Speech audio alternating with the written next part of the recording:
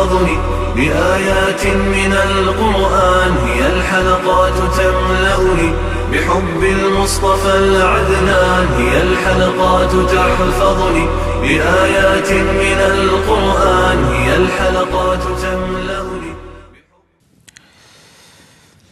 Assalamu alaikum hürmetli televizyon Hakikat Sadası programımızın birinci sani yeni kelgen yerimizden başlayıp davamlaştırmamız ikinci bölümünde. Hürmetli ustaz, nayet yaxşı içbədiniz birinci bölümü nayet yaxşı ötdü. Hem diyene müşo, tüyeni biz müşo çet elge biraz kayıtıp çıksak. Hicret müşo vatandaki zulümler sebeplik, Xitayning edip berip atkan bu vahşi tilga ağusuz zulümler sebeplik neçe yıllardan bu yan nayet köp şekilde her xil yollar arkalık hicret kan qeyrindaşlarımız hemmizge ma'lum köp dünyanın har qaysi devletlerinde bulupma Türkiye'de nayet köp muhacir qeyrindaşlarımız var. Bu muhacirler meselesi mu her qaysi ölümalarımız nemiz tarafından her xil şekilde her xil programlar bilen sunulgan boldu bu hicretninki nemi ekanligi, hicretninki maqsadning nemi ekanligi degandik. Bugun boshqacha bir kirib baqsaq, bir men savolni shunday so'rasam, bir muhacirninki o'zining dinini ep qaçqan, dinni yashash uchun, vatanlik shu o'zi yashayotgan tuproqlardagi shu zulmdan qochib chiqish uchun muhacirning mayli nagili bo'lsin, mayli o Turkiya bo'lsin, mayli o Yevropadagi boshqa bir davlat bo'lsin va yoki har qanday zaminning boshqa yerdagi o'zi hijrat qilgan shu joydagi mas'uliyati nima, muhacirninki nima vazifasi o'ya chiqqan ekan qildigan. Bu sual nayeti muhim bir sual kenemli. Hoş. Biz en evvel şu sualga cevap verişten sonra bari iki mesele bilen tanışıp çıkışımız gerek. Bunun birisi muhacir kim o? İkinci birisi muhacir bo'lgan kishilarning vazifasi, mecburiyetleri zaten neymi? Endi Peygamberimiz Muhammed Resulullah sallallahu aleyhi ve sellem'nin hadislerine qarsak, Peygamber aleyhisselam muhacir to'g'risida o'zining muborak hadisi to'xtalib, el-muhaciru men hajara ma nahallohu anhu. Xo'sh. Muhacir Allah çekligen narsadan qo'l o'zgan kishi muhacir. Allah çekligen günah ma'siyatlardan, xatoliklardan qo'l o'zgan kishi muhacir. Bu ma'noda aytganda dunyoning har qanday xirdagi bir musulmon amiyatli bir muhacir bo'la oladi degan gapda, ya'ni bir illaki bir safar qilish. Endi Peygamber aleyhissalatu vesselam'nki yana bir hadisida qarsak, Peygamber aleyhissalam ala ukhbirukum bil mu'min. Men sizlarga haqiqiy bir mu'mindan xabar qilmaymanmi? Bu hadiste el-mu'min men aminahun nas ala amwalihim ve anfusihim. Hoş. Mü'min nas dedi, insaniyet. Dünyada muslim demedi, mü'min demedi, nas dedi. Mü'min bütün insaniyet özünün cini ve meli üstüde onun emin bulalıgan. Özünün cinini ve melini onun amanet koyalıgan. Kişi mümin. El-muslim men selimen nas min lisanihi ve yadihi. Yani bir hadis el-muslim men selimel muslimuna min lisanihi deb keldi. Ondan mı keldi? Mana bu hadisning oxirida yana el-muhacir temimizga kelsak, el-muhacir men hajaral xataya ve zunub. Muhacir xatoliklarni, günah ma'siyatdan tark etadigan, uningdan voz kechadigan adam muhacir. Xo'sh. Birinci mesele. Hoş. Endi biz bir özümüzni paklamizmiki? Hicret qilib chiqqankanmiz, cho'qim biz bir kuch to'plashimiz kerak. Hicret qilishdan maqsad nima? Peygamber aleyhissalatu vesselam hicret qilishda faqat o'zining tuprog'ini, ya'ni Makka mukarramani tashlab qo'yib, Madinaga chiqib jon beqish uchun hicret qildimi? Birinci muhim mesele. Peygamber aleyhissalam hicret qilishdan nima maqsadda hicret qildi? To'g'ri. Peygamber aleyhisselam büyük bir mesletle icraat kıldı. Bugün biz şu peygamberinin siretdeki qaraydigan bolsak, qaysi şekilde olurdu? Mesela adli bir misal. Peygamber aleyhissalatu vesselam nübüvvetin 5. yıldası özünün sahabi karamlarga habistan icret kılışka, zulüm zoravallık haddidan işivatkan vaqtida zulüm zoravallıkka Müslümanlarını bununla kutkuzuş için habistana çıkış kılıyor. Habistana çıkama o yerde onun huzurunda hiçbir insan zulüm uçurmaydıgan bir adil padişah var degenge Peygamber aleyhisselam hitap kıldı. Şunun olan sahabe kiram çıktı. Ama çıkkanda şunçalar kıynalıvatkan azap okubat astıda ingravatkan Bilal Habişi'ye okşaş. Suheyb Rumi'ye okşaş. Muşunçalar kişiler bula zulümle kap kaldı ya da. Lekin onun kavmi tarafından, cemaat tarafından, kabilesi tarafından qoğdaş ve qoğduluş imkaniyeti boğan Cabir Ebu Talib okşaş. Peygamber aleyhisselamın ameliyatı Ebu Talib şu kadar himayesi qalğan, qoğdugan. Mana bu kişiler tuncu Habistan tuprağına hicret kılıp çıktı. Endi bunun bundaq bo'lishdiki mesela bu İslam dininin yıldız tatışı, kengayişi ve yer şarida takım yükselip ronak tepiş için bunun bir baz izleş, urun hazırlaş. Ana Peygamber aleyhisselam sahabi kiramlara Habistan'a hicret kılıp çıkıp ketkendan keyin Mavla Habistan'a çıkıp ketdi. Hamda men keyneden çıkay demey. Peygamber sallallahu nebuvatning 9-10 yillari Taifga o'zi hicret kılıp çıkadi. Nimişqa? Bu yerda bir mesele. Peygamber aleyhissalatu vesselam Taifga çıkışta bazı tarixshunoslar shuni bayon qildi. Gerçi Peygamber aleyhisselam Habistan'a çıkış imkaniyet bağ oluşu mümkündü. Lekin nimişqa Taifga çıkdı? Çünkü Taif til jihatda, urf-odat jihatda siqilish qilish kelmaydi. Buni mu ko'z tutgan deguvchilar ham bor. Endi xulos kalam bu yerda hijratdan eng oliy g'oya nishon birlik sap qurish, kuch to'plash ve zalim, zo'ravon, tajovuzchi kuchga qarshi tayyorlikni puxta qilish. Dunyoning qayerda bo'ladi? Faqat jiningizni qichib, bir bo'lin pushqoqqa chiqib bir kishilik yashash uchun emas. Siz nereden chiqdingiz? Nim maqsadidan keldiniz? Siz kelgandan keyin nima ish qilib turibsiz? Sizning dushmaningiz siz nega ko'ra bir kishilik yashayman desingizmi, sizning ishingizga adovat soladi. Sizni bo'sh qo'ymaydi. Nerede turing? Nima ish qilgan bo'lam? Yanılı sizni o düşman deb biladi. Bunun için şu mana qarab bakın. Meyli Mısır olsun, meyli Saudiya olsun, meyli Türkiye ve başka yerler olsun. Hammaga her xil şekilde özünün casuslarini, münafıklarını kirgizip durup ma Uygur Müslümanlarını bir-biriga ishonmaydigan holat keltirish uchun tirishyotidir. Hatta Uygur Müslümanları yaşagan, turibdigan, xotirjam yaşagan yerlerini çöktürüp uchun qo'lidan kelgan sebeplerle ishlab turibdi. Bunun için qanday qilish kerak? Mana bu muhacirat rayoniga chiqqan musulmonlar zodi o'shini tepish kerakki, biz endi jambaq saqlash tutqa o'xshaydi.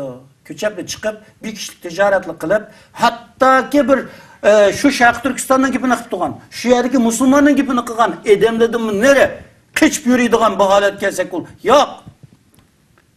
Bu holatga tushib qolmasligimiz kerak. Hali ham bu qo'rqinchoqlik, hali ham bu zaifona holat mana bu musulmonlarni bugun shundoq bir zaifani holga tushirib qo'yib turibdi. Xo'sh. Shuning uchun uyqumizda ichish kerakki, bu muhacirat rayoniga chiqqandan keyin birinchi bizning qildiganimiz nima g'oya bilan chiqdik hijratga. Bu hijrat to'g'risida oyatlar chiq. Hajaru, jahadu tekrar keladi. Lekin biz hijrat qilishda birinchi o'zimizni isloh qilishimiz, o'zimizni o'ngishimiz, hicret hem Kur'an sünnetke uygun, peygamberin sünnetke uygun buludu. Anandan keyin hicretke çıkkandan keyin biz çokum özümüz çıkkan tupraktaki tecavüz güçüne hem yıkıldırış için birlik sep kuruşumuz, güç toplaşımız, maddi ve manevi cihatta puxta tayyorlik qilishimiz. Bu bizninki hicret raylarida, muhaciratdagi hayatımızda qilmasak bo'lmaydigan muhim bir xizmatlardan birisi. Tamam. Endi shu masalani olgandan keyin hatta mesela şu hicret rayonunda hatta biz adasının gaplardan faqatli özünün canını qoğdaş üçün yaşasa o insan özünü tekşiriş gerek diye nasıl çıkıdan bir yerden. Faqatlan bir hicret kılıp ta nurgun niyetler, güzel niyetlerden çıkıp boğan diken onun kendi bu halkının, bu milletininki, özününki tupraqıda bulvatkan Müslümanlarınki g'emini bunun üçün güçlendirmezsin, bunun için hareket kılmazsın. Fakat öz kendini bir kuşulla mı hareket kılsa o insan özünü tekşiriş geldiğini düşünü alamayız hem de. Ama bir tarafdan bunu qarasak, ikkinchi bir tarafdan bizga ma'lum butun dunyolik musulmonlarningki xalqimizni tashvishga solgan shu Turkiyada bir voqea yuz berdi, shu Reyna klubi hujum qilish voqeasi yuz bergandan keyin Turkiya nurg'un patparaqchilik bo'lib ketdi. Buni başlayan axborotlarda Uyg'urlarni qarlash uchun bir nurg'un axborotlar Xitoyga setilgan axborotlarda bizni qarlash uchun qilmagan qiliqlari qolmadi. Ahirda o tutilganmi bo'ldi, tutilib onunki o'zbek ekanligi degandek va uning keyindagi chiqqan nimalarda aqsni yordam beruvchilarniki uni voy shayxim u deb yurdiganlarning atrofida Uyg'ur bor ekanligi axborotlar chiqdi. Bu endi bir shu qarindoshlarimizning ko'pinchisi albatta shu hijrat yo'li bilan chiqqan va ularningki ishimizki shunday hicret makanında özüge amanlıq berildiğen. Mesela Türkiye'de değil mesela biz. Türkiye şu uyadaki zulüm kögen öz qeyrindaşlarga, Uygurlarga işigini içip berdi. Kelanlamış hatırlayam yaşanıl dedim. Bu yerde yaşayatkan Müslümanlarınki, yaşlarınki bu vazifesi emdi şundak bu cihette kaymoqtırılganlığı için bu iş bulup gitti de emdi. Bularning vazifasi agarda mushundaq 1-2 yoki 5-10 insonlarniki o'ziga amonlik bergan bir davlatga, shu davlatning ichida har xil bu jamoatlarga, bu tashkilotlarga a'zo bo'lib qo'yib, mushunda ish chiqarib qo'yib, bu yerda yashayotgan necha o'nminglagan o'zidan boshqa qarindoshlari, shu zulmdan qochib kelgan qarindoshlarini xatarga ittiradigan ahvollarni sodir qilib, bu oxirida ko'rgan bu narsa ameli bir yaşap ötken narsa oldu. Nurg'unlagan Uyg'urlarga besim keldi, her tekshirishlar, öy kirish bu narsalar shu ishning keynidan kelib chiqdi. Mushunda bir ishni qilish mumkin, ajallik bir savol so'ralgan bo'lishi mumkin hamda nurg'unlarimiz qechib yurgan bir savol. Mushundaq bir ishlarni qilish, mushunda bir tashkilot bu yerga qatnashish kerakmi bizning Uyg'urlarningki? Buning islomdagi hukmi nima? Biz albatta qarindoshlarimiz deymizki, har qanday bir teşkilat namıdan ya ki bir dernek cemiyet namıdan söz qilmayotimiz. Fakat ben sizden bilmek yo'qim. Mushunda bir hareketlerge qatnashish, a'zo bo'lish, bunu qo'llash, mushunda bir ishlarni elib berish, o'zi yashayotgan hijrat makonida, o'ziga amonlik bergan bir davlatda, o'ziga zulm qilgan dushman bir yerda qilib turib, bu yerda yashanglar degan bir davlatga mayli uning tuzumini buning tuzumini o'zgartirish u yerga hijrat qilib kelgan bu musulmonning majburiyatimi? Bunga islomning hukmini bir so'zni bilsam mana.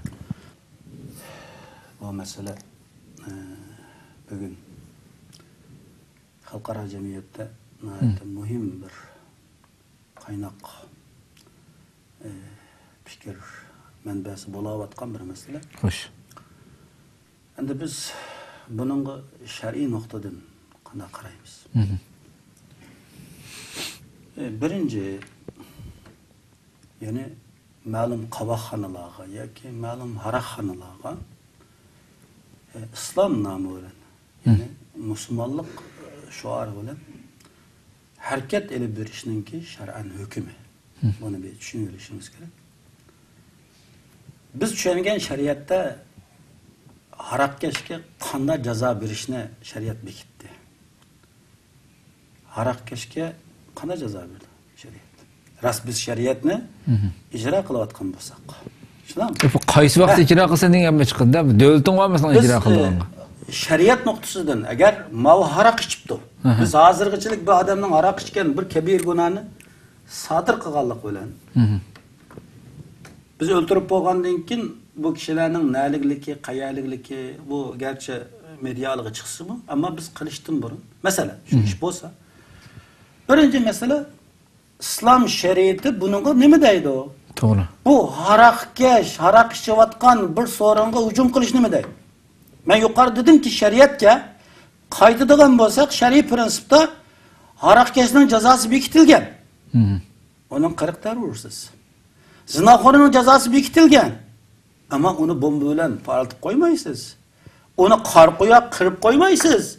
Rast siz şeriat buncha qildigan bo'lsangiz. Qanaqa qilasiz? Bu şeriatda kesimli ish bu. Şeriatda prinsipi var bunun. Qanday ish qilishni şeriat bizga o'rgatdi. Shuning uchun bu shar'iy prinsip kelsak xato. Siyosatdan mi xato bu? Hem de ikinci noktada bu mesele bir Müslüman bir muhaciret rayını, yani özü toprakka, özünün öz çoğun boğan toprakka patanmadı. Bu toprakın ikinci bir besip aldı hem de. Tacavuz kılıp besip aldı. Besip bilip toprakını besip alsı meyle. Ben yukarı degендek. Hemen nesli bastı hem de. Asasen onun kimlikinden tatıp, sözleş, erkinliği, kiyim keçek hemen nesli tacavuz tutuş geldi. Bunun için bu kişi kanal kılmakçı oldu. Dinini elip kaçtı yani. Üzünün dini sebebidin, itikadı sebebidin, şu dinini qoğdaş için, itikadını qoğdaş için. Çünkü şeriatның makasidi şeriatta birinci şeriatның maksadı nemeti hibduddin. Bu dinni qoğdaş için hicret, şu din tacavuz duş gelgende, şu din besim duş gelgende hicret vacip buladı. Şu dinni qoğdaş için hem cihat vacip buladı. Din tacavuz duş gelgende, Müslüman tacavuz duş gelgende vacip buladı, bu fariz buladı. Hoş, endi qaraydigan bolsak, bir Müslüman bir muhaciret rayoniga chiqib, şu muhaciret rayonida uningga joy bergan, urum bergan, sharoit hazırlab bergan, yashash imkoniyatini bergan. Endi mushundaq bir tuproqda şu Müslüman, yani şu kişilerge, o kim bolsa bolsun, boptu. Onun hakimiyetinin bolsun, kim bolsa bolsun, ama onun vaqtliq joy bergan. Sharoit hazırlagan, da'vat qila olasınız sharoitimiz var. Ayollarınızın vatanda abaylarını kögüzenmegen bolsunuz. Yüzünü yögütenmegen bolsunuz. Onu kögüzelaydigan, yögütelaydigan. Kuçularda dini kitaplarınızı kokmay kötürep mağalaydigan. Dini davetinizi erkin azadı kılalaydigan. Hem başka yerligi baraydısınız siz için öten. Bir konalgı. Mundaq kılıp aytqanda siz için bir parxutның rolunu ötevatkan. Siz için bağrına içivatkan, siz için joy beravatkan. Bir rayoningizda bu xil hareketni elib berishgandi. Biz Peygamber aleyhissalatu vesselam'ның sahabi kiramlarının hicret tarihiga bir qarab bakaylı. Peygamber aleyhissalatu vesselam men yuqori degandek sahabi kiramlarni nabuvvatning 5-yili hicretga tashkillab, hicretga chiqishga buyruq qilgandan keyin sahabalar hicretga chiqdi. Chiqqandan keyin Quraysh mushriklari put ko'ygan to'qidek bir sarasimga tushdi. U qaysi edi? Ular muhaciret rayoniga chiqib ketgan musulmonlardan ensirashga boshladi. Chunki o'zining kontrolligida, o'zining hukmronlik doirasida turayotgan bu musulmonlardan emas, balki o'zining kontrolligidan chiqib ketgan kishilarni. Chunki ular kuch to'plab ularga bostirib kelishi mumkin. Ya shu davlatning ichida uning hokimiyatini o'ziga qarshi olib turib, balkim kuch to'plab kelib qilishi mumkin. Buning uchun Quraysh kofirlari qattiq jiddiy sarosimiga tushdi bu masala kelganda. Shuning uchun qanday qildi? Bular birinci gap söz kabiliyeti intayin üstün boğan, diplomatik münasebetki usta, onun üstüge her zaman ticaret işleri olan Habistan'a berip kip durduğun Ömür ibn As'ga okşaş, Abdullah ibn Rabi'ye okşaş, hem natık, hem diplomatik münasebetke naiti mahir, boğan iki nefer kişinin özünü mana Quraysh kafirler alayda kengash qilish orqali ikki nafar kishini mana bu muhojirlarni qaytirib kelishdan iborat bo'lgan bu vazifaga tayinladi. Bunu bu ikki dona muhojirni bu ikki dona kishining o'zini quruq yo'lga sap qo'ymasdan balki nurg'un hadiyalarni, sovg'a salomlarni bu kishiga elib Necashiga sovg'a salom berishdan burun Necashining atrofidagi uning oqsoqollarga, vazirlarga oldin parda qisida sovg'a salomni berib Necashining oldida uning fikrini yaqalaydigan, uni qo'llab quvvatlaydigan bir imkoniyat hazırlashtirishdi. Buning uchun bular u yerga chiqdi. Chiqqandan keyin biz gapimizni uzatmaymiz. Mana chiqiblam Necashiga dediki, "Ya podshoh ayoli, bizning yurtimizdan bir qism odamlar o'tirib chiqdi. Bular bizning dinimizdan chiqdi. Sizning diningizdan. Endi bular bizning ota-bobolarning, ajdodlarining ana shunday dinidan voz kechib, bu sizning yurtingizga qochib chiqib oldi. Bular bu yerga chiqqandan keyin ne sizning diningizga qaytilmadi, balki sizning yurtingizda panohlanib yashab turibdi. Bularni jazolashga sizdan bakroq buning tuqqanlari, buning qavmi haqliq, biz haqliq. Shuning uchun bizga buni qaytarib tur. Bu yerda nurg'un dialoglar bor. Shuning bilan Najoshi bu musulmonlarni bir ko'rishab baqish arzusida bo'lib chaqirib turdi. Chaqirib turgandan keyin bu muhacirlerin beşiği bir eğer gün geldi.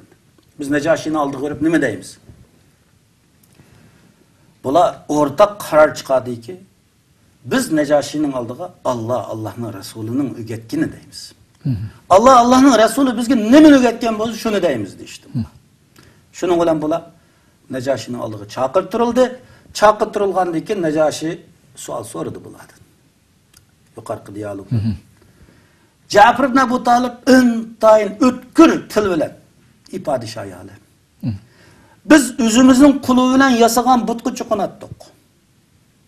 Üzçülap kalgan hayvanın kuşunu yeyttik. Paşatlığını buluşuk kılattık. Haraklı sudek içettik. Halıqınç kan tükettik. Bulan talan kılattık. Bizning içimizden biz onun nesebini biladigan, kimligini biladigan, onun samimi, rastçıl, sadıklıkını biladigan bir kişi oturga çıktı. Bu kişi fakat bir Allah'a ibadet kılışkı bizi çakırıp atıdı. Biz bunu itiraf kıldık. Acayip ustalık olan. Ötkür til bilen maksat ifade kıldı. Maksat ifade kılıngandan keyin Necaşi bunundan tesirlendi. Belki bununla tasdiqladı. Endi qaraydigan bolsak Ömür ibn As bu nöbet mağlup oldu. Mağlup bolğanyny tembämegen Ömür ibn As. Bu ýerde nurgun uzun dialoglar var. Ama biz maksat kelsek endi bununla tembämedi. Tembämegendan keyin yana dedi ki ya padişah ýalar siz soramay kaldınız. Bula İsa toğursa acayip bir gap. Onu de. İsa ne? Allah'ın kulu deydi o. Necaşi yana beşik attı. Yana çakır düştü o. Sahabe-i kiramla yana bir katım çakırtırılgan dekin, bular ciddi bir sarazmı. Emdi nait ustalık olan tembilen ötep ketken bir kürünüş var idi. Endi qanday qilamiz? Yani bular dedik Allah'ın Resulü bizge nemilik etken bu şundayız. Ati çakırtırıldı. Haqni dedi. Mundaq qilib aytganda haqni dedi. Yana Ömür ibn As mag'lub bo'ldi. Men gapimni uzartmayman. Yana mag'lub bo'ldi. Endi 3-chi qatimda yana yanılgın tembämek Ömür ibn As başçılığında Abdullah ibn Rabi'a bu ikisini iş qildi. Necaşi'nin etrafındaki aksakallarını, onun kolluğuçularını, umumuzluk perde aksı kuturtup Necaşi'ye karşı bir inkılap kozgattı. Necaşi ve Necaşi'nin hakimiyetine karşı bir inkılap kozgaldı. Şunun olan Müslümanlığına beşeğe gün işte. Nemişka? Bulağı caybagen, bulağını kanat astığa ağan, bulağda şu yaşaş imkaniyet igi olgan tufrak malumatan op kesse. Ne bulmakçı? Bir rivayette hatta sahabe-i kiramla şu vaktdeki muhacirler Necaşi'nin hakimiyetinin qo'lab tushib ketmaslik uchun dua qildi degan narsa var. Yana bir rivayette Necaşi taraf bilan bunun isyan qilgan tarafning o'rtasidagi jangni kuzatishga maxsus edeme o'tganligiga ham tarixiy kitoblarda narsa var. Qarab baqla. Sahabe-i kiram nima ish qilibdi? Şu çağda Necaşi'nin hakimiyeti Hristiyan hakimiyet. Fuqarolari Hristiyan. Özü yaşayotgan devlet Hristiyan. Ama ulağı bir joy bergen, ularni qanat ostiga olgan, mana bu hakimiyetning g'olab tushib ketmasligi uchun bular duo qildi. Nemishqa? Necaşi bularni bag'riga bosdi. Necaşi'ga o'xshagan bir kishi musulmon bo'ldi. Musulmon bo'lganidan keyin Necaşi bu Peygamber aleyhissalatu vesselam'ni ko'rishga ne kadar tashnaydi. Peygamber aleyhissalatu vesselam'ning oldiga berib, Resulullah sallallohu alayhi vasallam'ning ta'limotini anglashga ne kadar tashnaydi. Ama bu kishi o'zining musulmonligini oshkorlamadi. Nima uchun? Shu yerda panohlanayotgan musulmonning jonidan. Shu yerda panohlanayotgan shu musulmonning sababidan bu musulmonlarni qo'qdab qilish, o'zini oshkorlab qo'ysa, balki hakimiyet qoldi. Çünkü Hristiyan onun bütün özü huzur alır. Doğru. En ahırda bu kişi dünyadan ketken vaxtida Peygamber aleyhisselam kumu ila ahikum fasallu. Kırındışının namazını kondu. Biz bu hakikatini düşünüşümüz gerek ki. Necaşi ve Necaşi'nin tufrakıda muhacirler nemiş kıgan. Bu bir mesele. İkinci mesele. Peygamber aleyhissalatu vesselam nebuvvetinin 19. yıllarda Peygamber aleyhisselam Taif'qa yani şu panahlık izlep çıktı. chiqqandan keyin shu Toyib tuproqida har qaysi qabilalarning oqsoqollari bilan kurshab, o'zini qanot ostiga elish, himoya qilish takliflarini berdi. Lekin bular buning tuzkorlik qilib payg'ambar alayhisolamga odam qalbidan chiqqan usul bilan aziyat yetkazdi. 4 kilometr chaqirimda Mekke'nin chegarasigacha qo'llab kelishdi. Bu bir uzun bir jarayon. To'g'ri. Payg'ambar alayhisolam shu vaqtning o'zida endi qanday qilish kerak? Hatto nurg'un duolari bor. Shundaqmi? To'g'ri. Ammo payg'ambar alayhisolatu vasallam Toyibdan yana qayta Makkaga qaytish kerak. Makkaga endi payg'ambar alayhisolam bu qo'pqo'patlar qaysi Quraysh kafir bo'sh qo'ymaydi. Buning uchun arablarning odati bo'yicha cho'qim uni bir nufuzliq bir kishi kepillik kelish kerak. Bir kishining kepillik ostida, himoyasi ostida Makkaga kirish kerak. Buning uchun payg'ambar alayhisolam bir qancha kishiga elchi etdi. Meni bir himoyasiga olsin. 2 nafar kishi qabul qildi buni. Ammo uning ichidan 3-inchisi Mutam ibn Adi buni qabul qildiki, hatto o'zining balavoqlarini qurollantirib, qilishlantirib, at uloqlarni haydab payg'ambar alayhisolatu vasallamni kepillikka elib, qo'g'dab ta payg'ambar alayhisolamning uyigachilik odab. Hatto jakoladiki, Muhammad bugundan e'tiboran mening kepilligimda. Buni jakolab payg'ambar alayhisolatu vasallam himoya qilib keldi. Endi mushu Mutam ibn Adi masalasida payg'ambar alayhisalom Badr urushida mana shu Qurayshlar bilan nayt urush ayg'i yetayotgan sharoitda payg'ambar alayhisalom Pukunini o'ltamanglar, Abu Bakrini o'ltamanglar dedi. Bu kishilar nimadan deydi? Uni mushrikdi. Lekin mushrik bo'lgan bilan islomga yaxshilik qilgan. Musulmonga yaxshilik qilgan. Menda bir masala bor. Bu mushrik bo'lsa-mu, musulmonga yaxshilik qilgan kishi edi. Payg'ambar alayhisalom o'ltamang dedi. Hatto shu Badr urushida 70 nafar Quraysh tarafidan 70 nafar kafir asirga tushgan chaqda payg'ambar alayhisolatu vasallam shundoq bir lafzini o'chiq dediki, agar Mutam ibn Adi hayot bo'lib, mushu 70 nafar sesiqni meningdan kepillikka talab qilgan bo'lsa, men ma 70 nafar sesiqni shunga berib o'tdim. Buni uqtirib Chunki payg'ambarni kepillik olgan bu Mutam. Payg'ambarni jiddiy vaqtda beshig ig'ir kun kelganda kepillik oldi. Buni tushunib bilish kerak. Shuning uchun payg'ambar alayhisolatu vasallam mana bu Mutam ibn Adining ismini alay deyilib turib, agar mushu Mutam hayot ulab, mushu 70 nafar sirsiqni meningdan talab qilgan bo'lsa kepillik berib o'tdim. O'ylab xo'sh. Endi bugun biz ma'lum bir g'oya bilan, ma'lum bir nishonli bilan endi o'zimiz zulmga uchirgan, tajovuzga duch kelgan, yo'qtilishga duch kelgan bir tuproqdan ma'lum bir tuproqqa chiqdik. Bo'pti bu yerda mishiyada bir tashkillanib, yana shu zolim zo'ravonga qarshi bir ish qiladigan ideya shakllantirayli. Yoki bo'lmasa buni bir vaqtli kanal, ya o'tkal, yoki bundan boshqa yoki bir berib o'zimizning jamoatlarga, shundaqmi? Ya qurol tutib bir ish qilmoqchi. Nima qilaylik-ki, ammo bu biz uchun bir o'tkal. Bu biz uchun o'tan. Endi biz mushu o'tanning o'zini qo'g'dash bizning navbatdagi jiddiy vazifamiz. Agar bu vayron bo'lsa, bu xona vayron bo'lib ketsa, ustun bo'lib ketsa, bu sanoqli Uyg'ur muhojirlarning masalasi emas bu.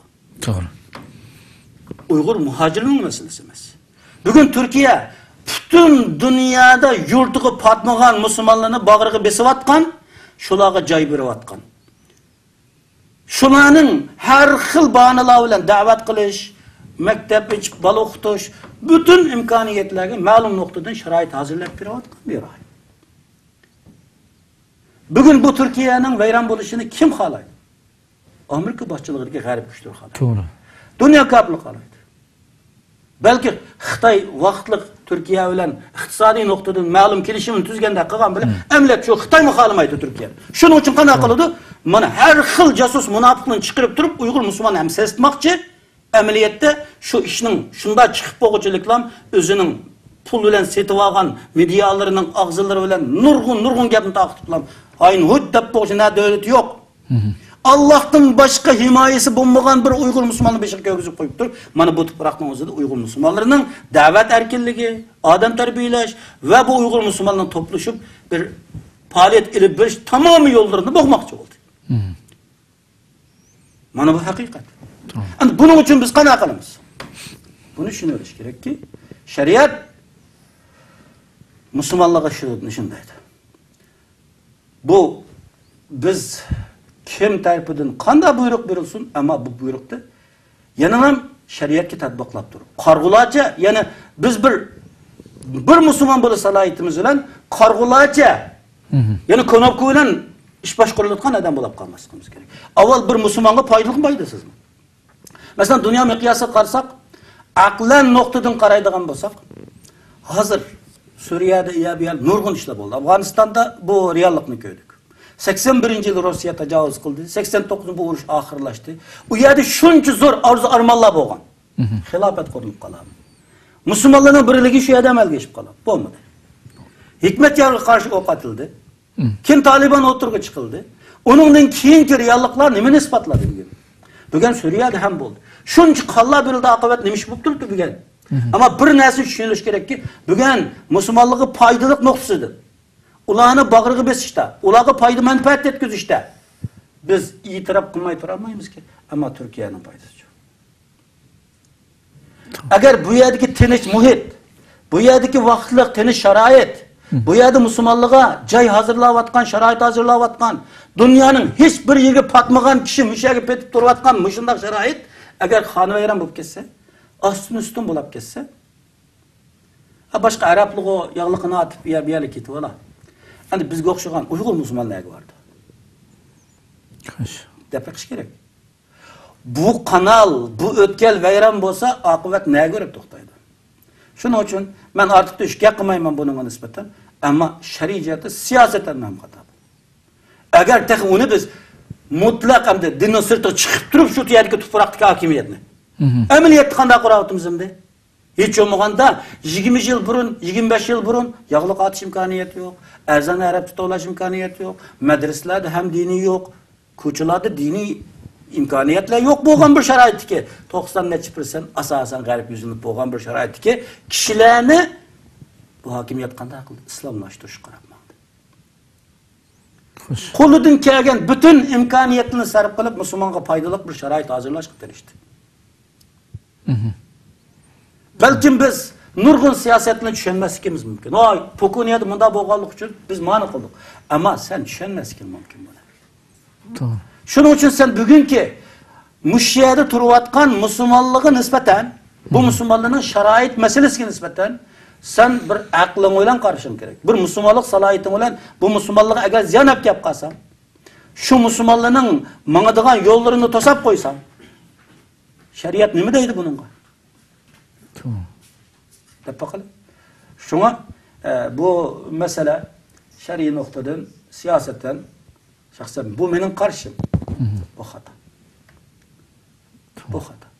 Şuna biz her bir meseleye gelgen vaxtada İslam ümmetinin emeli reallik karşısak İslam ümmeti cemde yenilmedi. Belki siyasette taktik yenildi. Din düşmanları tarihten bu yan bizden alkını kılıp oynat durdu şahmat taxtısı. Bana bir gün körep duruptunuz.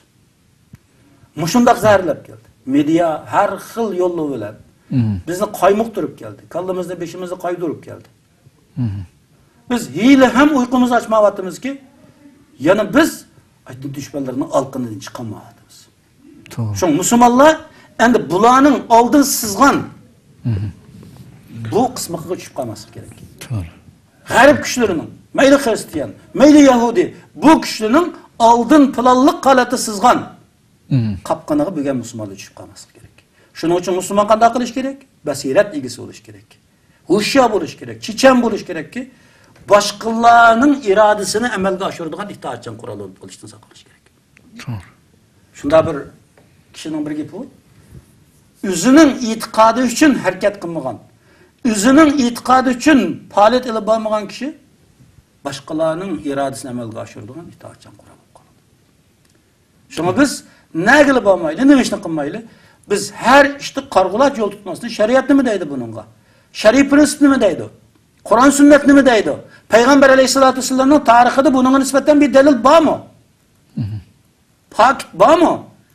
degan bu masala ustida albatta atrofliq o'ylanish kerak.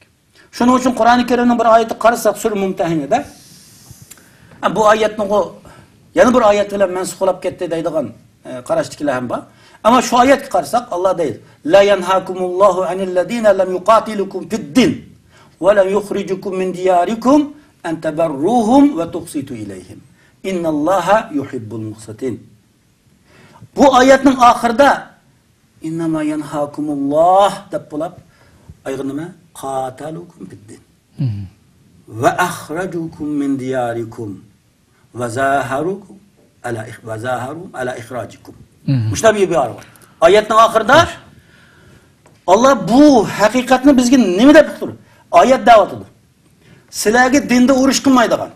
Dinda ayet qarayli. La yanhakumullahu anillezina lam yuqatilukum fid-din. Dini nuqtada sizlarga urush ochmaydigan. Diningizga tajovuz qilmaydigan. Diningizga besim qilmaydigan. Ve lam yukhrijukum min diyarikum. Yurtingizdan sizni qo'g'lamaydigan. Mana bu kafirlikqa nima ish qilasiz? Ular antabarruhum yaxshilik qilishinglarni cheklamaydi Allah. Ular yaxshilik qilish, odillik qilishinglardan Allah to'smaydi, cheklamaydi. Innalloha yuhibbul muqsitin. Allah subhanahu va taala odillik qiluvchilarni Allah yaxshi ko'radi. Deb bo'lib, oyatning ikkinchi oxirida Allah subhanahu va taala qatalukum fid-din. Dinda sizlarga urush ochgan. Diningizga tajovuz qilgan, e'tiqodingizga tajovuz qilgan, musulmonligingizga tajovuz qilgan ve yurtingizdan qo'g'lagan. Ve sizlarni shu yurtning qo'g'lashda, diningizga tajovuz qilishda hamkorlashgan. Mana bu kishilarning o'zini do'st tutishdan Allah to'saydi. Va men yetavallahum, kimki ularni do'st tutsa, fa ulaykumuz zolimun. Mana bu zolim. Bugün Xitoyning shuncha cho'moqchilar turibdi, qo'llag'uvchilari turibdi. U bir yerda qilib qolib orimizda. Mesela mana shu qadar aniq. Ana biz mush oyatning beshig'ra qaytatgan bo'lsak, ayet butunlay tavalla tavarra meselesi to'xtalib ketdi. La tajidu qawmen yu'minuna billahi vel yawmil ahir. Am deb shart. Ama şu yukarıda men okugan ayetning o'zini hatta faqtulul müşrikine histaqibtum vajadtum ayetine mensup ketgan. Anda da qana qarash kerak. Her ishning qilishning sharoiti bor. Her kishning davri bor. Ama musulmonga nisbatan qanday sharoitni nima ishni qilish? Biz ayetning hukmi aniq bo'lgan ayet bilan hukmi aniq bo'lmagan ayetlarni tushunishni bilishimiz kerak. Biz xohlagancha hukmi aniq bo'lmagan ayetlarni iste'mol qilib turib, uni dalil qilib turib, o'zimizning ra'yini bazoga solib turib, musulmonlarning jamiyatini yoki musulmonlar yashayotgan sharoitni aslo ustun qilish haqqimiz yo'q-ku. To'g'ri. Biz buningga haqli emasmiz. Shunga eng muhim bo'lgan halqiliq masala biz payg'ambar bizga qanday ta'lim berdi? Allah bizga Qur'on hadis orqali sizga qanday hukmlarni berdi? Biz nima ishni qilib turibmiz? Nima ish qilishimiz kerak? Mana bu masalalarni bugungi davrda to'g'ri tushunishimiz, to'g'ri anqirishimiz, to'g'ri bilishimiz kerak. To'g'ri yuqorqi oyat Makkada qolgan musulmonlar to'g'ri tushgan bo'lsin. Ammo buning sababi to'g'risida faqat u Makkada qolganligi emas, balki dunyoning qayerida uning sirtligiga omdab sharilguchilar bo'ladi. Nima bo'lsa bo'lsin, ammo oyat bizga shuni da'vat etadi. Dinimizga haplashmaydigan. Kafir hokimiyat bo'lib qolgan taqdirda hatto, ammo uni o'xshat qo'llamdiki. Masalan, bugun bizda tamomiy sharoitlar bor. Ba'zi qarindoshlar deb qo'ydi, ha, biz hijrat tarayli vatanlarda iymonimiz kuchli, e'tiqodimiz kuchli, hatto uningga qiziqatdik, mayada urilishib ketdik, qanday o'g'il. Bu masala faqat shu insonning o'zida. Biz muhit qilib atib qo'yib, sharoit qilib atib qo'yib, o'zimiz aldamasligimiz kerak. Bani İsrail ayni vaqtida shu qadar zulm, zo'ravonlik ostida qolgan Fir'avndan. Ammo shu Bani İsrailning o'zi zulm, zo'ravonlik ostida Musa alayhisalom yetakchiligi bilan bu yerdan qutulib chiqdi. Teh degan cho'lga bordi. Shu yerga borgandan keyin bularning butun imkoniyatli sharoitli bo'ldi. Allah osmondan tarajim bo'dini, kaklik go'shtlarini tushirib berdi. Allah shu qadar fazli berdi. Hiç kimga bermagan ne'matni berdi. Oyatning o'zida ham dedi buni. Zaminning podshohlariga aylantirdi. Hech kimga bermagan ne'matlarni berdi. Endi shunchalar ne'matlarni Allah aslatib turdi dedimda. Aslining asli yurtingda bo'lgan, asli sizlar hijrat qilib chiqqan makoningda bo'lgan Baytul Muqaddasga sizlar bostirib berib, u yerda shu zolim, zo'ravon shuni besib olgan kuchni qo'g'lab chiqaringlar degan buyruq berdi. Bular nima dedi? O yerda kuchtingir bir hokimiyat bor ekan. Kuchtingir bir zolim kishi bor ekan, bir mavqe qo'yin bor ekan. U yerni tashlab qo'yib chiqib ketmagan kadar biz bormaymiz. sen ve senin Rabbin bir kığının. Şuna mı? Doğru. Muhit ayında neyse. Zoravallık, zulüm aslında insan. Ama bizge kenar şarayda üzümüzge talabını koyup, vaktini üzümüz tertiplep, üzümüzge sualını koyup, men nemiş kıl çıktım, nemiş kılıvatım, men nemiş kılışım gerek. Benim vazifem nerede, ne gerek? Men nemiş kılsam, ma Müslümanlığa, ma milletimge, ma ümmetge faydalık iş kılgam. Bunu men, mana bu mesele üstünde üzümüzge talabını yukarı koysak, belki ilim ilişkimi kızıkıp kalımız, dünyalık işlerimiz mi yürüşüdü, ahiret işlerimiz, mürekkisalar işimiz, hem özara ihtilaf ziddiyetini tüketip, mürüntirep bir niyet, bir maksatta kolunu çın tutup, bizim işimiz nime? Bizim nöbetdeki düşmanımız kim o? Biz nemiş kılışımız gerek degan meseleyi kelsek, inşallah biz bu tecavüzçü, zalim, zoravan güçlü üstüne kalbiga erişishimiz mumkin. Agar bugün bir kademli hata ketip kalsak, bugün muhacirat rayonida mayli Yaşar'ın şarkıda olsun, g'arbida olsun, Türkiye, Mısır, hamma rayonida olsun, kapır her xil uyan oynab. Kundan kunga Uyg'ur musulmonlarga nisbatan sharoit vaziyat foydasiz bir holatda ketyapti. Biz buni ko'rib turibmiz.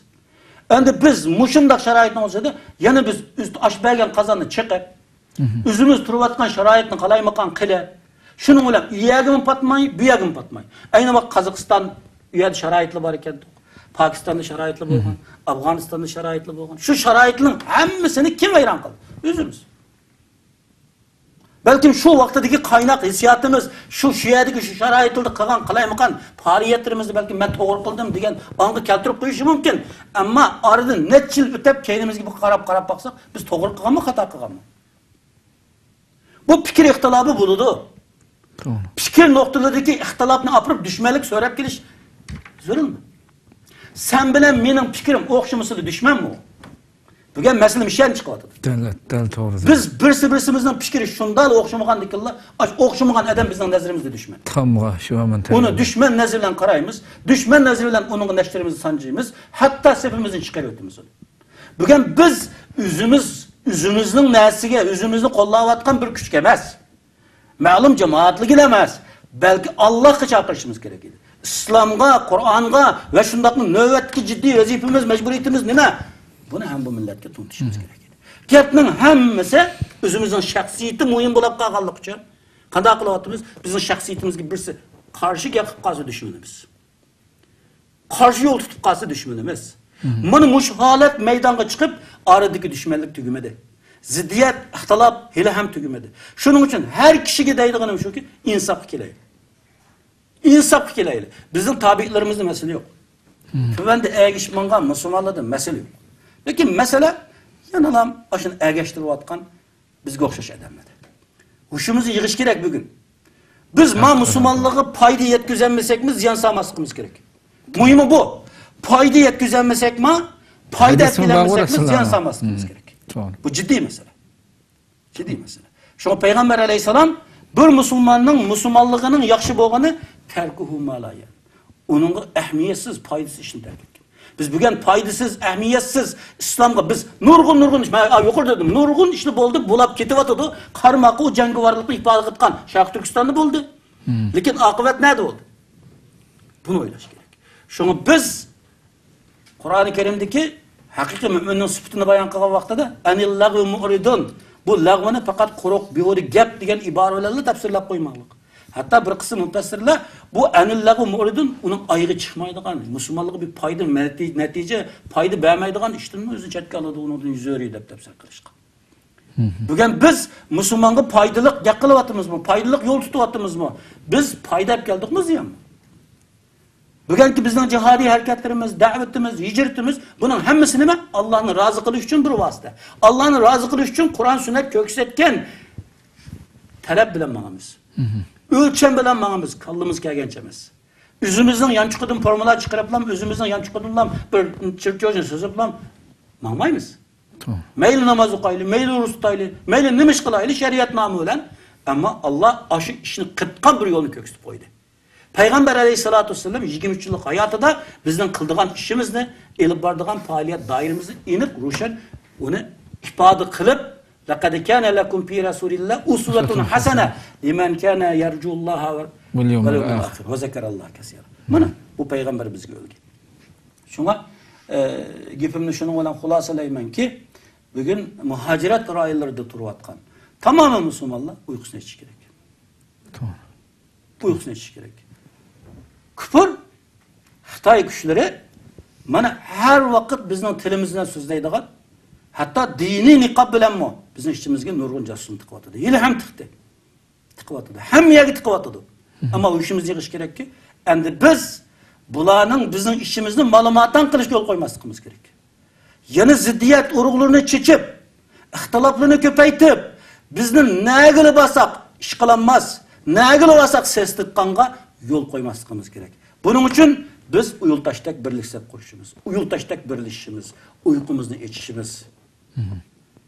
Mal bizge nispeten ciddi, muhim deb qarayman.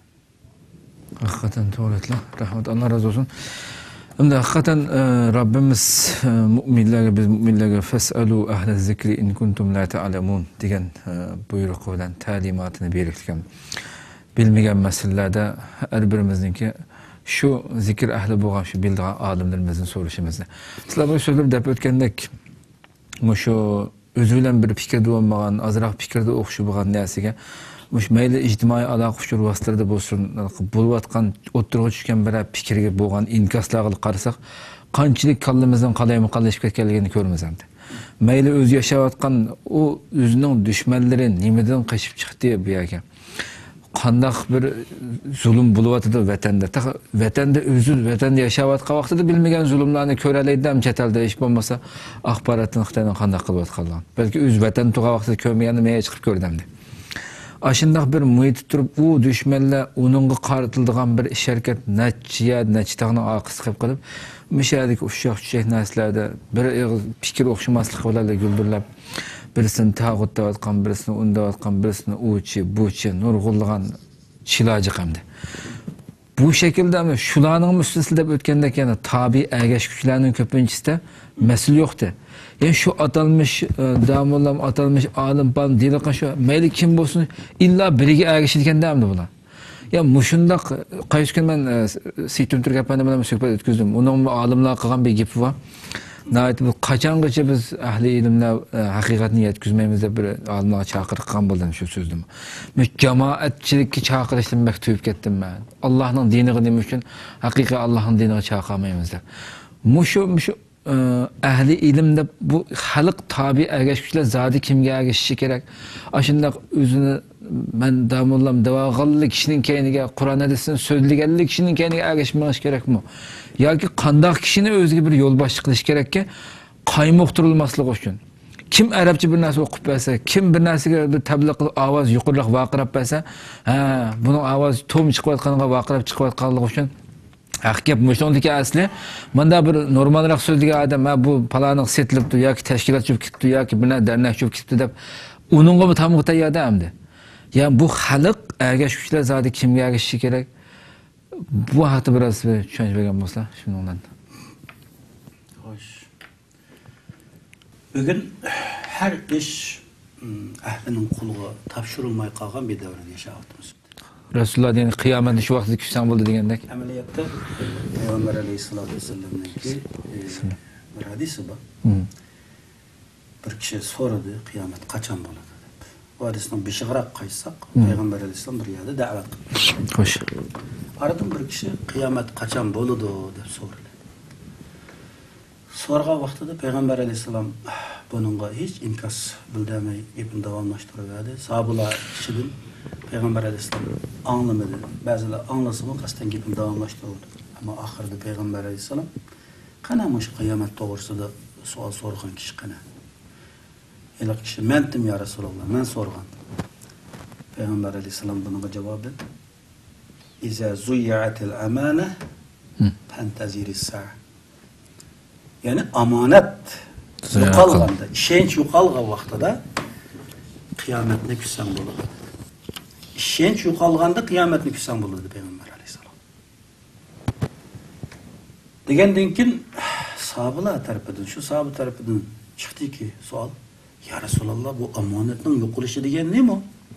Peygamber Aleyhisselam iza wussidal amru ila ghayri amri. ish ahli bo'lmaganlarning qo'liga tashlangan. Xo'sh. Qiyomat inson bo'ladi. Hatta Payg'ambar alayhisalom o'zining bir hadisida ya'ti alan nas zamanun qalilun fuqaha'uhu kasirun khutaba'u. Qalilun mu'tuhu kasirun sa'ilu. Al-ilmu fihi khayrun min al-amal. Shundaq bir davr keldi Payg'ambar alayhisalom. Bu davrda gap qildiganlar bo'lib ketdi. Faqihlar az. Olimlar az. Gapchilar bo'ldi, tashviqotchilar bo'ldi. Ammo ummatning dardiga yetadigan, dardini tushunadigan, bu millatga Qur'on, hadis, sirat, fiqh, ijmo, qiyos bilan rahbarlik qilish talanti va iqtidori bo'lgan, Alloh tarafidan haqiqiy ilm berilgan fuqarolar ozlaydigan davr. Bugun davri kimning qoni yo'g'on bo'lsa, kim bir ikki qiz gapni qamlashtirib qila olsa, shu bak nojo'b ketadigan davri kelib qoldi. Biz musulmonlarmi muqarrar bo'lgan bilmaydi. Nimani da'vatidi, nimani qilyapti biz uqmaymiz. Kimning gapi qamlashib, maslashib kelsa, kim yo'g'on qoni bilan gap qila olsa, voy ma'u katta ilm ahli ekan deb tushundim. Mana mushundaq holat bizda barpo bo'lganligi uchun vatan ichida ahvolimizdan bo'ldi. Bir masala vatan ichida ahvolimiz chet eldan kelgan kitob, fikriy kitobning hammasini o'qishlik materiali bilan dars materialining orliqini farqlantiramiz. Shuning bilan fikriy materiallarni birdan uning fikrini, birdan buning fikrini, birdan bu chiqilavatdi. O'qilmanlarni Şunun ona birisi Said Kutub oldu, birisi Muhammed Kutub oldu, birisi Fettah Yakın, birisi Tertusi, birisi Maqdisi oldu. Her xil fikrinin tasiri uçurdu. Şunun ona qanday qildi? Şunun ona birisi Mısır'ın doppusunu kiyse, birisi Arap'ın çayaqlıqını assa. Şunda oldu. Birisi Türkçe Müslüman bolsa, molla olsa. Hamma yani üzünün bilgini boyunca gap qildigan, bilgini boyunca din tashviq qildigan insonlar bo'lib ketdi. Shu sabab bilan hatta nüfuzluk ustazlarga dil tekkizishlar. Nüfuzluk ustazlarni qarlashlar ve ularni ko'zga ilmaslik harakatlari maydonga chiqdi. Bugun chet elda ham shunday bo'lib turibdi. Shuncha emgak qilayotgan, shuncha dinning dardida saqallari aqagan, yurakda puchulangan, alat davom qanday qilsak bu ummat, bu millatni isloh qilamiz. Qanday qilsak Qur'on sunnat bo'yicha bularga rahbarlik, yetakchilik qilamiz deb tirishayotgan ustozlar bir yoqqa qayrilib qolgan, kimning qoni yo'g'on, kim ikki qiz gapni qamlashtira olsa, uningdan buning yodda o'lib o'tiruvchisi, shuning o'zi mavjud qolgan.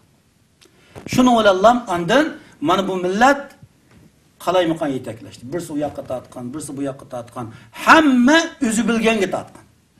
Eng oxirida fikr qulluqi mana mushaydan chiqyapti. To'g'ri. Fikr qulluqi mushaydan chiqyapti. Hamma o'zining fikrini xalqning beshiga tangayotgan, idisiga tangayotgan. To'g'ri. Shuni o'ylayman, musulmonlar qanday qildi? Birisi yana birisini qo'llaydigan, birisi yana birisini qo'llaydigan. Ammo navbatda biz chuqum Fas'alu ahla zikri in kuntum la ta'lamun. Hammamiz iste'mol qilamiz buni. Bilmasanglar ilm ahlidan, zikr ahlidan so'ra. Ammo zodi ashadiki ahli zikr kim? To'g'ri. Kimlar ular? Qanday kishilarni biz ana shunday ahli zikr deymiz. Aldirab tunab o'tirib chiqiblar. Hayt, hut, har fatvochilar. O'zining kimning nomi bilan tam qurayotganini hech bilmaydi. Kart kesayotgan. Taraq turuq ikkiga bo'layotgan. Musulmonlarning qani, musulmonlarning jini bilan haplashayotgan. Musulmonlarning manfaati bilan haplashayotgan. Musulmonlarni uyoq bu yoq qilayotgan. Hatto bir qism kishilarga hidoyat patida huquqi berilgandeklar. Xolis uni musulmon, xolis yana bir narsa qilib o'taydigan. Sen yaqin kami salom o bir narsa bo'lib ketgan. Balki mening mushuk ipimni anglab, menga qalpoq ko'gizdiganlar har xil inkosini yozdigan chiqishi mumkin. Ammo muhimi bizni xalqning nima deyishi muhim emas. Bizning kim bo'lishimiz muhim. To'g'ri. Kim uchun bu gapni qilyapmiz biz? Kim uchun? Muhimi bu. Biz inshaalloh Rabbimiz qalbimizda nimaning borligini Rabbimiz biladi. Har odamning bizni tushunmay turib, o'zini bizning o'rnimizda qo'ymay turib, bizning shaxsiyatimizga til tekkiz haqqi yo'q. Men shundayman. To'g'ri. Sen menga baho berish uchun sen men bo'lib boqishing kerak. Men bo'lib yashab boq. Anandaki bana baha versem keçikmeysin. Ama men bulmay turup, mening o'rnimda o'zini qo'yib qo'ymay turib, sen mening shaxsiyatim ustida andaq deyay, mandaq dey, andaq, mandaq qalaymiqan inkas so'zish. Mav aqli va o'zini musulmon hisoblayotgan insonga yot bir ish bu. Muvofiq emas bu. To'g'ri. Shuni xolos kalam, bugun biz ishimizdan inshaalloh nurg'unlagan ahli ilmlar yetishgan peshvolarimiz ham chiqdi, chiqyapti. Şu Uygur Müslümanlarının ahvalatını mençi bo'lgan vaqtida şu Uygur Müslümanlarının işidan chiqqan mutafakkur, işidan chiqqan Rabbani olimni biladi. Xo'sh. Biz Iroqdagi mollam, damollam, yaqindagisin bamollam bo'lib, hatto o'zimizning tili bilan so'zlaydigan olimlarimizni xohlagan ko'zga ilmaydigan, xohlagancha ularni qamchilab til tekkizayotgan holga tushib qoldik. Belki bugün bizden şu kadar eğer bir günlerini beşimizde ötküzüvatkanlığımızın ma'lum bir sebebi hem bu adı qarab baksak. Tarih qarab bakalım, üzümüzün alımlarını öldürüptümüz bu. Şunçola ümmetke hakkını digen, hak bilen yetekçilik kılsam bulup da oturup çıkan Abdülkadir Damollaryny nimelendirmedik? Nima kalpaklarını köygüzmedi? En ahirde 24. yıl hatta üzümüzün kolu bilen katliam kıldık, şehit kıldık. Onundan keyin pişiva ustazlarımızdan her xil şekilde Betnam'ını tokup geldik. Kimlerin üstüne mi değilmedi? Kimlerini karlı mıydı? Şunu Allah'tan korkup koyuş gerek her insan. وَلَا تَقْبُ مَا لَيْسَ لَكَ بِهِ ilim. Sen tepsili bilmeydiğin, bilimin bulmayan, düşünmeydiğin mesele üstüne tıl tek güzüp, ustazlarını, hatta bizni körep bakmayan adamlar, bizim düşünüp bakmaydiğin, söbeliş bakmayan adamlar, karkonu suvaş karan durdu. Nurgun ustazlığı şunda akıp geldi. Şunun için her insana deymen ki Allah'tan korksun. Bugün bu millet, bu ümmet öz içinden çıkan alimlerini tanısın. Pişivalarını tanısın. Ustazlarını tanısın. Madami ki ola kayada nerede bulaştın katya nazar. En ahirde yanı bir neresi deymen ki bugün bu dinin terakkiyatı, bugün bu milletin yükseliş için biz mayada turup yanı bir iş kılavatkallarına ayıplaş, yanı bir iş kılavatkallar, yanı bir üzügi fikir cihette köz qarash jihatda yoki maydon jihatda farqi bo'lgan kishilarni ayblashdan iborat ma illatdan mustasno bo'lishimiz kerak. Allah Qur'oni Karimda va kadalika ja'alnakum ummatan wasata litakunu shuhada 'alan nas. Biz sizlarni odil, tangpung, normal ummat qildik. Bu yerda deyilayotgani faqat namozchi, ro'zachi, zakotchi musulmon emas. Hamma ko'ngil biladi. Namoz qanday ko'ngil bo'lgan bo'lsa, ro'zaga shunday ko'ngil bildi. Ro'za qanday ko'ngil bo'lgan bo'lsa, islomiy ukhuvat, islomiy qarindoshlik ham shunday ko'ngil bildi. Bugun ro'zaga qanday ko'ngil kutiba alaykumus siyam kama kutiba alal ladina min qablikum la'allakum tattaqun. Taqvolikni qo'lga keltirish uchun, taqvodor bo'lish uchun Allah sizlarni ilgirki kishilarga Ramazon oyida ro'za tutish farz qilinganga o'xshash, sizlarga Ramazon oyida ro'za tutish farz qilingan. Taqvolik muhim bo'lib qoldi. Xuddi shuningga o'xshab kutiba alaykumul qitalu va huwa kurhul lakum. Ham buni chiqish haqqimiz yo'q. To'g'ri. Bugun dunyoning qayerida bo'lsin, bugun Rabbim Alloh deganligi uchun islom din deb o'tirga chiqqan. To'g'ri. Ba'zilarning fikrida ixtilof, ba'zi bir o'xshashmaslik bo'lishi mumkin. Ammo bu sabab bilan bizga o'xshamasalam, ularning ma'lum bir xatolik ya ma'lum ayibli tufayli dilab, uni qarlab, ayiblab, ularni tillab so'kab, ularni yo'qqa chiqarish haqqimiz yo'q. Shu jumladan bugun ummatning javay qismi bo'lgan Uyg'ur musulmonlarining yurki bo'lgan mujohidlarimiz. Mayli Afg'onistonda bo'lsin, mayli Suriyada bo'lsin. Shuni bilib olish kerakki, biz qilamagan bo'lsak, ular qilib turibdi. Tavlanib turibdi yana. Maydonda tavlanib turibdi nurg'un sharoitlarda. Ammo masala ashunda tavlangan adamlar balkim buningdan keyingi Sharq Turkiston jihodiy harakatlarida yana oldingi avangardlardan bo'lib qolsa. Bunun için ulan nazardan sakit kılıp etmezlikimiz gerek. Ama mesele bu dinin terakkiyatı da, bu dinin yükselişi de bir taraf düşünüp kılışını saklanış gerek. Şu işini kılıvatkan kardeşlerimiz, bugün Türkiye, Mısır, Saudi ve başka dünyanın bir bulup şakakları da tavır bir izini vatkan kişilerimiz de yok çıkarıp, o unda kop gitti, bu munda, mayakemi geldik için ondan oldu da tıllamazdık. Belki dünyanın kayırı da nerede olsun, ama bir üzünün tigişlik vazifelerini, mecburiyetlerini ada kılıvatkan kişiler hem acayilla, andakta, mındakta hem demezdi ki. Hem İslam dininin yana bir amallarni ijro qilayotgan, islom dinidagi muhim amallarni ijro qilayotgan, shu jumladan ama o'zining qilayotgan xizmatini men hammaning no'chisini qilayotman deb o'ziga faxr shakllantirib qolmasin kerak. Shuning uchun bu ummat hammani qiladi. Ham jihad qiladi, ham da'vat qiladi, ham o'qitadi, ham o'qish kerak. Bütün mecburiyatni ado qilishimiz kerak. Alloh tarafidan qanday vazifa, qanday majburiyat tushsa. Shunga biz anda betaraf musulmon bo'lib qolmaydi. Betaraf ummat bo'lib qolsak, nusrat bizdan kechikadi. Tavsiyarim bu. Shunga Alloh taolo har bir musulmonning o'zini dinni astoydil tushungili nasib qilsin, ammo jahillik bilan yo'l tutish, jahillik bilan kishilarni yetaklasam bo'ladi, o'zining fikriga yetaklash, o'zining ko'z qarashiga yetaklash yoki o'zining ma'lum nimasiga yetaklash bo'lib qolamiz. Biz Allohning diniga yetaklaylik, islomga yetaklaylik, haqiqatga yetaklaylik va shu orqali bizning birdan-bir chiqish yo'limiz islom. Birdan-bir baxt, saodat manbayimiz islom. Biz islomdan ayrılıp turib, islom ideologiyasidan yiroqlab baxtga erishamaymiz, ham bugungi qulluqni qutlamaymiz. Bugungi zulm, zo'ravonlikqa ham qarshi turmaymiz.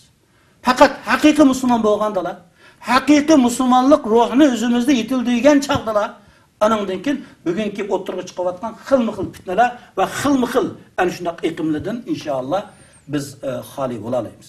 Masalan, Peygamber aleyhissalatu vesselam'ның Huzeyfet ibn Yaman radiyallahu anhu'da rivayet kılgan bir hadisi var. Bu hadiste Peygamber aleyhissalatu vesselam şundak deydi. Tu'radul fitenu alal kulub. Kel hasiri avden avden. Feyyuma kalb uşribet. Neketet fiha nukteten sevda. Ve eyyu kalbin uşribet. Enkerat. Neketet fiha nekteten beyda. Peygamber aleyhisselam bu hadisinde fitne kişilerin kalpke xuddi boru to'qilgandek to'qiladi.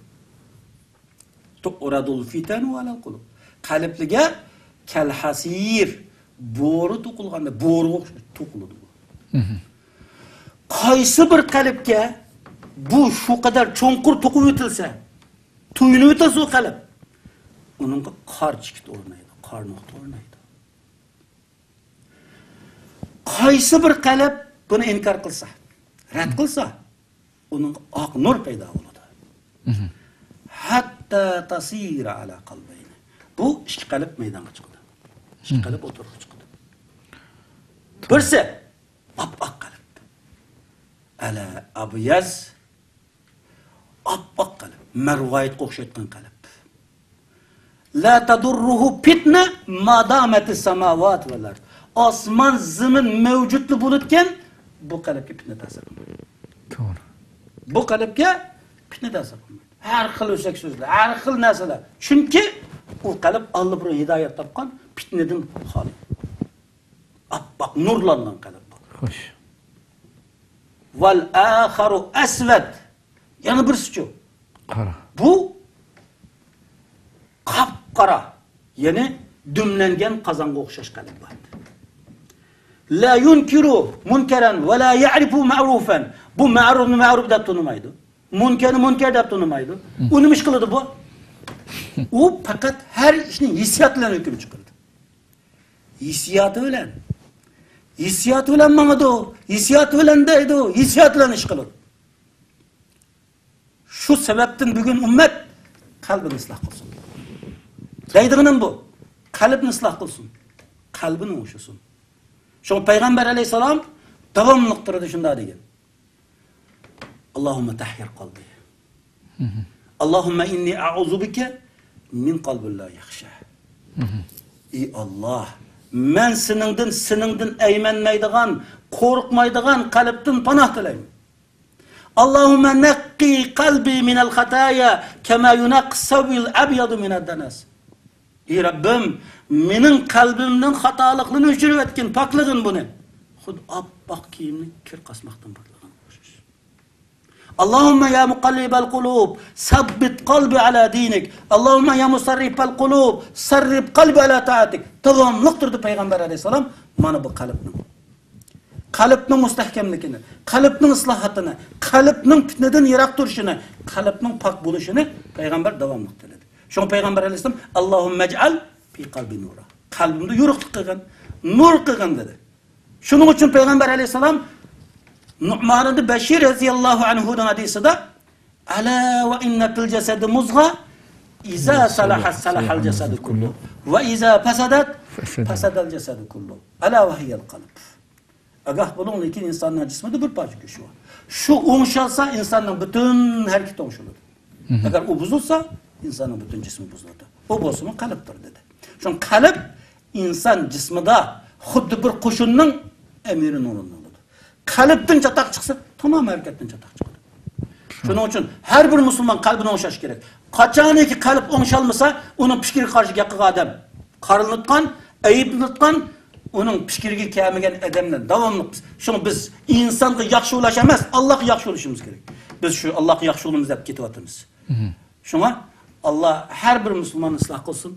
Her bir Uygur Müslümanlarının kalbinden mana bu şeytani marazlarını, şeytani arazcılıklarını Allah tazalıversin.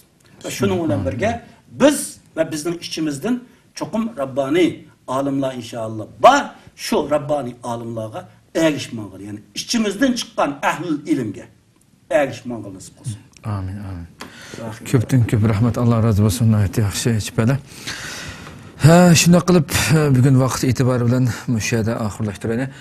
Hurmatli televizor ko'ruvchilarimiz, programmamizning birinchi soni shu yerda vaqt e'tibori bilan shu yerda oxirlashdi. Inshaalloh yana bir qatimliq suhbatimizda yana har xil mavzularda balki farqli ulamolarimiz bilan suhbat elib berishni davomlashtiramiz. Yana bir qatimliq programmamiz ko'rishga sizlarni Janobi Allohga topshiramiz. Assalomu alaykum va rahmatullohi taala va barakatuh. بآيات من القرآن هي الحلقات تملأني بحب المصطفى العدنان هي الحلقات تحفظني بآيات من القرآن هي الحلقات تملأني